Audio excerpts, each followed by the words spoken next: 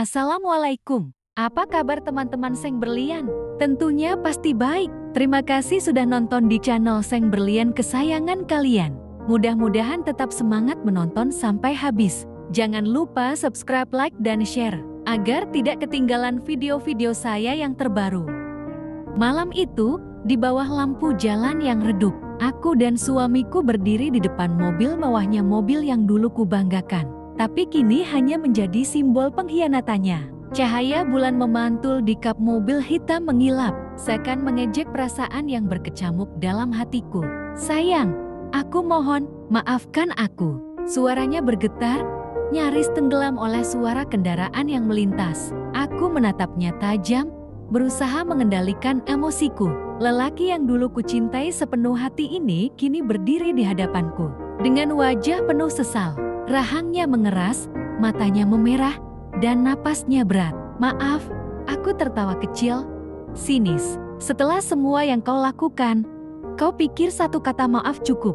Dia menunduk, menggenggam tanganku, tapi aku segera menariknya. Dulu aku begitu percaya padanya. Aku rela meninggalkan pekerjaanku, menyerahkan seluruh hidupku untuk membangun rumah tangga ini. Tapi dia justru menghancurkan kepercayaanku dengan perselingkuhannya. Aku bodoh, lanjutnya dengan suara lirih. Aku tidak bisa membayangkan hidup tanpamu. Aku menyesal. Aku menarik napas panjang, berusaha menahan air mata. Aku ingin tetap kuat, meski hatiku sudah remuk sejak pertama kali mengetahui perselingkuhannya. Tapi sebelum aku bisa berkata-kata lagi, aku melihat sesuatu, lebih tepatnya seseorang di seberang jalan. Di seberang jalan, seorang wanita berdiri. Dia mengenakan gaun merah yang mencolok, rambut panjangnya tergerai indah, tapi wajahnya penuh kebingungan dan ketakutan. Ya, dia, selingkuhannya. Di belakangnya, berdiri sebuah gedung tinggi yang menjulang ke langit. Gedung itu tampak megah, dengan lampu-lampu yang masih menyala meski malam semakin larut. Gedung itu adalah saksi-saksi bisu dari kebodohan suamiku yang rela mengkhianatiku demi wanita itu. Dia menatapku, entah dengan perasaan apa, rasa bersalah, rasa takut, atau justru merasa menang. Aku tersenyum kecil, bukan untuknya, tapi untuk diriku sendiri. Aku tahu, wanita itu juga telah ditipu. Suamiku berjanji banyak hal padanya, seperti dulu dia berjanji padaku. Dan sekarang, dia hanya bisa berdiri di sana, menyaksikan pria yang dia rebut dariku kini memohon kembali padaku. Dia menunggumu. Aku menunjuk wanita itu dengan daguku. Suamiku menoleh ke arahnya, lalu kembali menatapku. Aku tidak peduli dengannya. Aku menghela napas. Terlambat, aku melangkah mundur, meninggalkan suamiku yang masih berdiri di sana. Merana dalam penyesalannya, aku tidak akan kembali. Aku sudah cukup menderita. Sekarang, biarkan dia yang merasakan bagaimana sakitnya dikhianati. Aku melangkah meninggalkan suamiku. Setiap langkahku terasa berat, tapi aku tahu ini yang terbaik. Jalanan mulai lengang. Hanya sesekali mobil melintas dengan cahaya lampu yang menyilaukan. Di belakangku, aku bisa mendengar suara suamiku memanggil namaku. Tetapi aku tidak menoleh.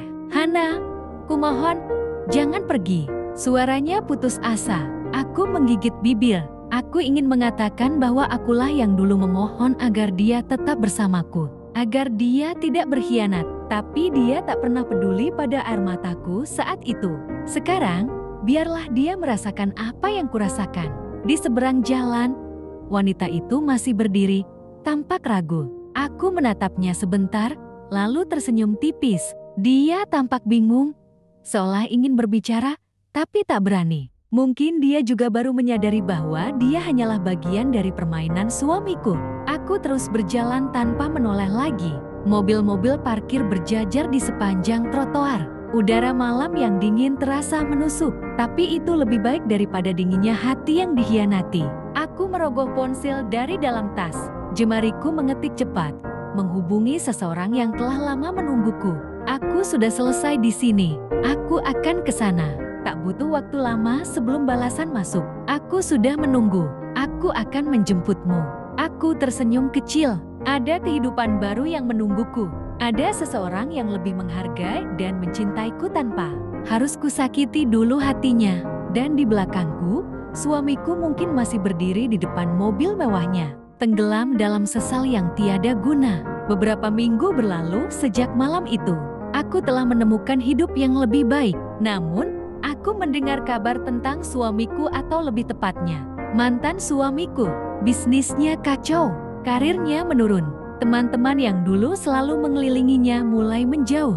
Wanita itu, selingkuhannya, ternyata tak bertahan lama dengannya. Mereka berpisah setelah mengetahui bahwa suamiku ternyata memiliki banyak hutang dan kebiasaan buruk yang selama ini kusimpan rapat-rapat. Kini, dia benar-benar sendiri. Aku tidak bahagia dengan penderitaannya, tapi aku juga tidak kasihan. Dia hanya menuai apa yang... Hujan turun dengan deras malam ini. Aku duduk di dalam sebuah kafe hangat, menikmati secangkir teh sambil melihat rintik-rintik air jatuh di luar jendela. Kota ini tetap ramai, tapi bagiku, semuanya terasa lebih tenang sekarang. Di luar, di seberang jalan, seorang pria berdiri basah kuyup. Pakaian yang dulu selalu rapi kini tampak kusut dan lusuh. Rambutnya yang selalu tertata kini berantakan, dan wajah yang dulu begitu penuh percaya diri, kini dipenuhi kehampaan. Dia adalah suamiku, mantan suamiku. Aku mengamatinya dalam diam. Dia tidak masuk ke dalam kafe, hanya berdiri di luar, menatapku dengan sorot mata yang begitu menyedihkan. Dia telah kehilangan segalanya. Bisnisnya hancur, reputasinya runtuh, dan wanita yang dulu dia pilih meninggalkannya. Aku mendengar dia terjerat banyak masalah, sesuatu yang dulu tidak pernah kusangka akan terjadi padanya. Pelan, aku menghela napas. Aku bisa saja menaruh belas kasihan, tapi tidak. Ini adalah akibat dari semua yang dia lakukan. Dia telah mengkhianati kepercayaanku, dan kini dia harus menanggung akibatnya. Aku berdiri, meraih tasku, lalu berjalan keluar. Dia masih menatapku, berharap aku akan berhenti. Aku tidak berhenti. Aku melewatinya begitu saja, tanpa sepatah kata pun. Aku tahu dia menyesal. Aku tahu dia ingin kembali. Tapi semua itu tidak ada gunanya. Aku sudah memilih untuk melangkah, dan aku tidak akan melihat ke belakang lagi. Dan di sana, di bawah derasnya hujan, suamiku hanya bisa berdiri sendirian menyesali segalanya.